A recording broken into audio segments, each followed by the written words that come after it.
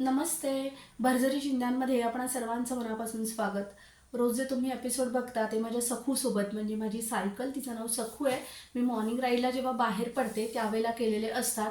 परंतु बऱ्याच एपिसोडमध्ये मोकळ्या मैदानावरच्या हवेमुळे खूप व्यत्यय येतोय, त्यामुळे ते एपिसोड तयार असूनही मी अपलोड करू शकलेले नाही. माझा माईक आल्यानंतर आपण ते पुढे सगळं कंटिन्यू करणार आहोत.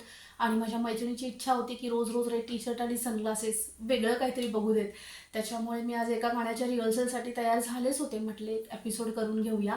आजचा विषय वेगळा आहे. मी 26 वर्ष ब्युटी प्रोफेशनमध्ये काम करत असताना लक्षात आलं की बायका खूप नैराश्याच्या गर्तेमध्ये जात आहेत. त्यांना विश्वासू असं कुणी नाही राहिलेलं बोलायला.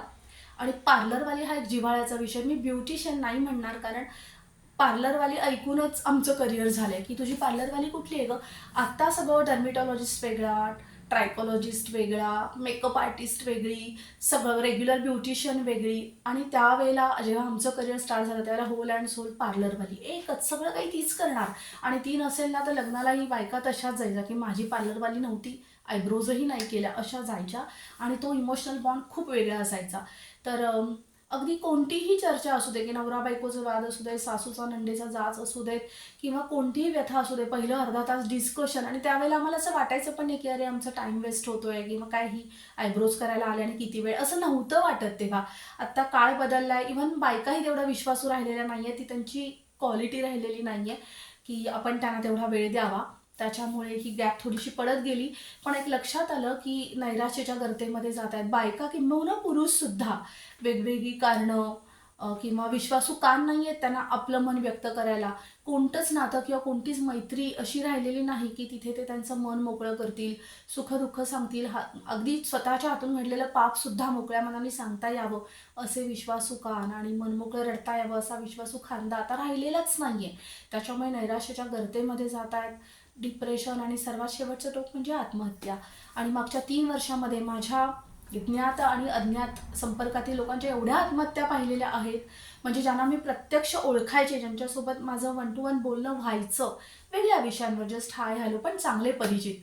आणि जे माझ्या मित्रपरिवार आहे त्यांच्या स्टेटसवरून त्यांच्या मित्रमैत्रिणींच्या आत्महत्या, हे जेव्हा कळलं तेव्हा लक्षात आलं की सोशल मीडिया तर खूप मोठा बॉन्डिंग आहे, फॉलोअर्स आहेत, फ्रेंड्स आहेत, ग्रुपमध्ये सगळे रोजचे गुड मॉर्निंग करतात, पण मनाची ॲक्च्युअल अवस्था काय आहे ती खरंच कुणाला जाणून घेता येत नाही, किंवा ती शेअर करण्यासारखी योग्य व्यक्ती आपल्या आयुष्यात नसते. त्याच्यामुळे माझ्या लेवलवर मला काय करता येईल याचा मी विचार केला. मी शॉर्ट कोर्सेस केले आणि मग माझ्या लक्षात आलं की मी माझे विश्वासू कान समोरच्यासाठी देऊ शकते, मी विश्वासू कान बनवू शकते त्यांचे.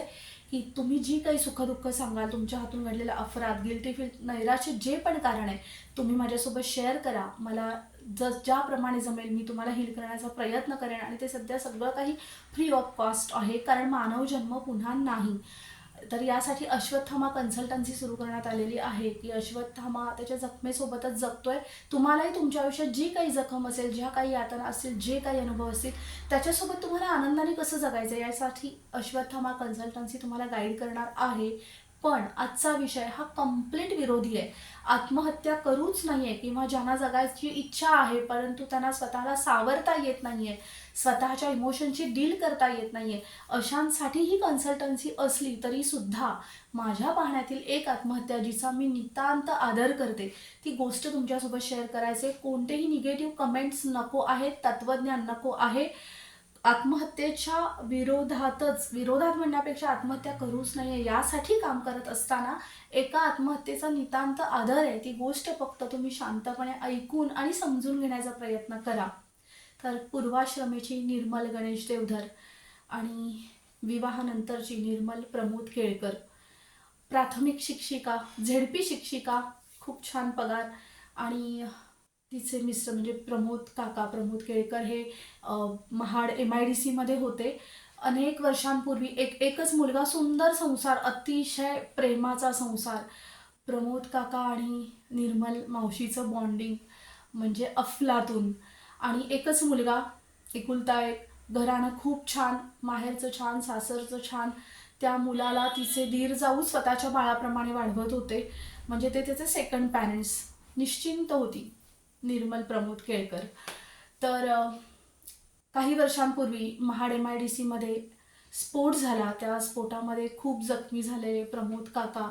दुसऱ्याच दिवशी ऑफ झाले आणि निर्मल मावशी जी सधन होती, म्हणजे पेन्शन काकांचीही मिळणार होती, बँक बॅलन्सही होता, स्वतःचं घरदार सुखवस्तू कुटुंब कशाचीही कमी नाही, चिंता करावी असं काहीच नाही आणि स्वतः झेडपी टीचर, त्यामुळे कोणतीही गोष्टच नव्हती की तिने एकटीने कसं जगायचं किंवा आता काका ऑफ झाल्यानंतर तिच्या आयुष्याची पुढे तरतूद काय, अशी काहीही चिंता नसताना सुद्धा, सगळं काही व्यवस्थित असताना सुद्धा काकांनी तिला इतकं प्रेम दिलेलं होतं, इतकं पॅम्परिंग केलं होतं, इतका जीव लावला होता की निर्मल मावशीने तिसऱ्याच दिवशी पहाटे की रात्री घरासमोरच्या विहिरीमध्येच आत्महत्या केली.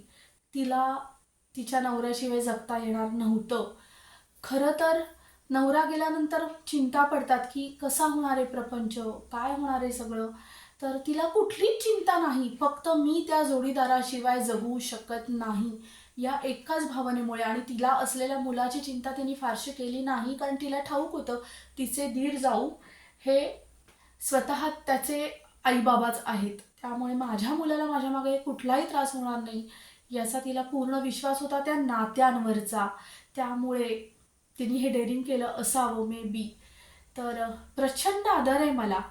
म्हणजे पूर्वीच्या काळी जबरदस्तीने सती जात होते तो विषय वेगळा, पण महासती आहे माझी निर्मल मावशी. बहुधा सेल्फ कमिटेड होती माझी निर्मल मावशी. तिला काकांनी इतकं प्रेम दिलं होतं की त्यांच्याशिवाय जगायचंच नाही हे बहुतेक तिने ठरवूनच ठेवलं होतं. इतकी गुणी, इतकी सोज्वळ, इतकी सालस आणि त्या प्रेमाशी एकनिष्ठ होती माझी निर्मल मावशी.